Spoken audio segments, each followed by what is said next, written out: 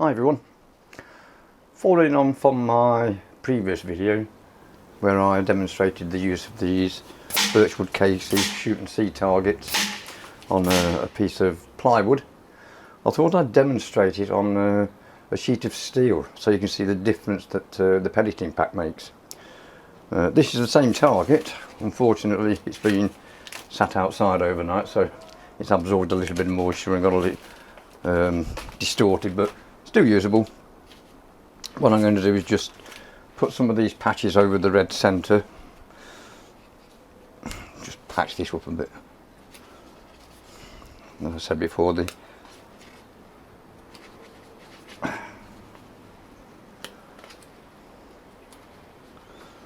that'll do for those. I'll put a black one over this number 9 that I shot. I'm not certain it's worth doing this one. I'll do it, but the sheet of steel I've got, as you'll see in a moment, is probably smaller than the target, so this is probably going to just overlap. Right, let's put these to one side. Now what I've got here is a sheet of 3mm thick galvanised steel plate. In fact, this was one I made some years ago, and it's had a fair bit of use from shoot and see targets from about 5.5 years ago. So what I'm going to do is use the back of it. Use the nice side. So let's just plonk this on here a minute. These are just a couple of stainless steel M10 threaded bar with the end sharpened up. Let's take this off here. Put that over there for now. Let's just stick this to this plate as best we can. Again, might have air bubbles in it or something like that, but alright. No, I'll tell you what. Get out. Get down there. I'll do. It's not as nice a day today. It's a bit cool this morning. This is struggling to stick now because obviously the adhesive has absorbed moisture overnight. I was going to cut those off. That one and that one were wastes. You can see that they're over the edge of the target, so I'm just going to fold these over for now. Stick those on the back. So you just hold it down. What happens when the pellets hit the steel, they tend to flatten out, they mushroom quite heavily, so that'll do it. Those black patches were a waste of time, but I'll just finish smoothing this off. We'll take it down the garden, stake it in the ground at 30 metres away again, same as the wooden one, and I'll have a shoot at it. Let's see how we get on.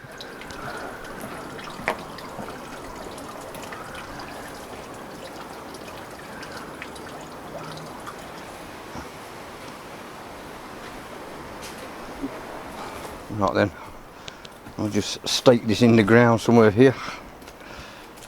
I anticipate this is probably going to be a little bit hard on the ground, so I had a secret weapon ready. Let's just knock it in a bit.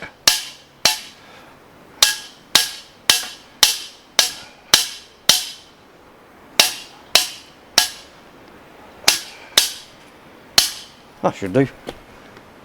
Whether it's level or not doesn't really matter. Yeah, that's good enough.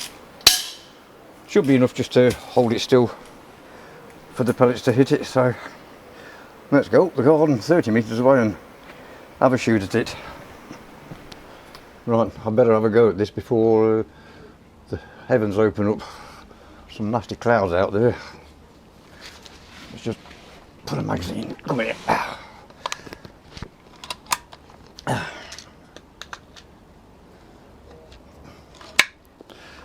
I'm going to take quite a few shots at it.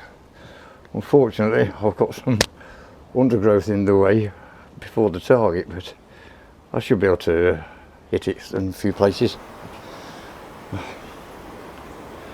Right, let's have a go at the Red Bull. So, a little bit to the left. I think wingage is off slightly on the scope. Aiming at the centre of the bull again. Yeah, wingage is slightly off. Let's just put a couple of clicks to the right on it. I should do it. Not that I'm fussed.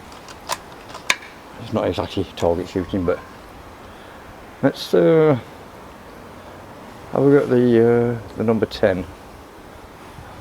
Excuse my breathing. Here we go. Oh, pull that one desperately. Let's have a go at about 3 o'clock in the black between the outer and inner rings. Not too bad. I might just empty this whole magazine into there at random.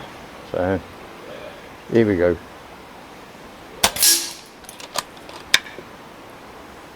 Red Bull. Not far off. 11 o'clock.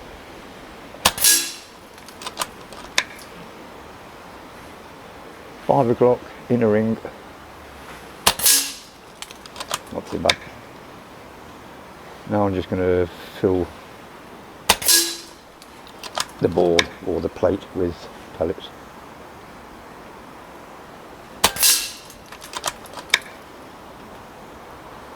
I'd say 12 o'clock, or that number 10 again. Let's have a go.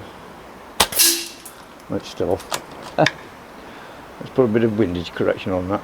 Let's try again. That'll do. There you go, half mil dot windage on that. Superb. Top of the bull. Perfect.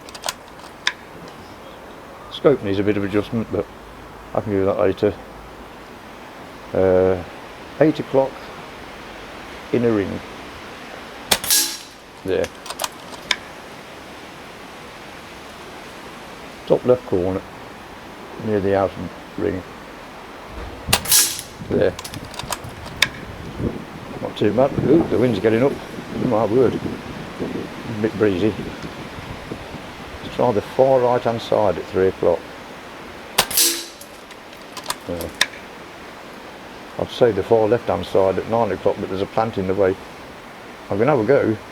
If this gets through the plant, I'll be amazed. I can't even see where that's gone. I only know it's hit the plate. Unfortunately, I can't demonstrate where this plant is. Where shall we go? 2 o'clock, right on the outside edge. Oh, all right. We'll have the line. Oh, sun's coming in and going out. Or is it coming out and going in, one or the other? 11 o'clock, in the ring. Perfect.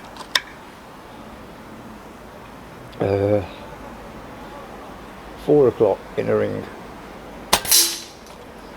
These aren't. I'm amazed. Right, let's just empty this now. Anywhere you like. 4 o'clock-ish between the outer and inner rings. That'll do. This is just to demonstrate how much more visible the shots are. There we go. That's a full magazine emptied into it. Just take this off. There we go. And we'll go down there and look at the mess.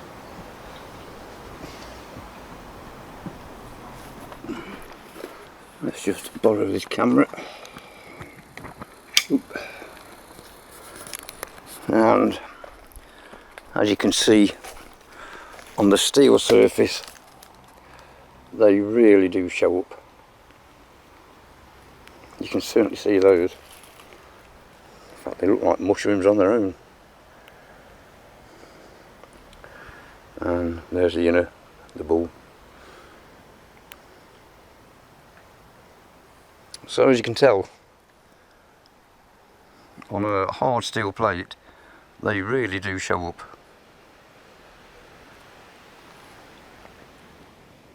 And here are the remains of some of the pellets.